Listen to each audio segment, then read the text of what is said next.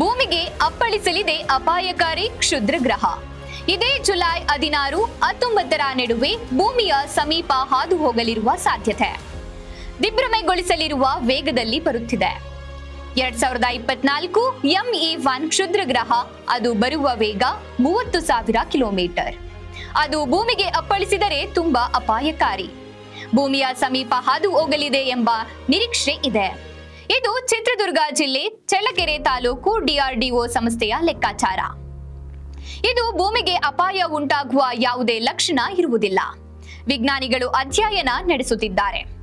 ಬಾಹ್ಯಾಕಾಶ ಮತ್ತು ಸಂಭಾವ್ಯ ಕ್ಷುದ್ರ ಗ್ರಹದ ಪರಿಣಾಮಗಳ ಬಗ್ಗೆ ಚರ್ಚೆ ಸಾರ್ವಜನಿಕರಲ್ಲಿ ಆತಂಕ ಉಂಟು ಮಾಡಿದೆ. ಕ್ಷುದ್ರ ಗ್ರಹದ ಬಗ್ಗೆ ಆತಂಕ ಪಡುವ ಅಗತ್ಯವಿಲ್ಲ. ಇಸ್ರೋ ಮತ್ತು ನಾಸಾ ವಿಜ್ಞಾನಿಗಳು ಈ ಕ್ಷುದ್ರ ಗ್ರಹ ದಿಕ್ಕನ್ನೇ ಬದಲಿಸುವ ಸಾಧ್ಯತೆ ಇದೆ. ಚಿತ್ರದುರ್ಗದ ಹವ್ಯಾಸಿ ಖಗೋಳ ವೀಕ್ಷಕ HST ಸ್ವಾಮಿ ಪ್ರಕಟಣೆಯಲ್ಲಿ ತಿಳಿಸಿದ್ದಾರೆ.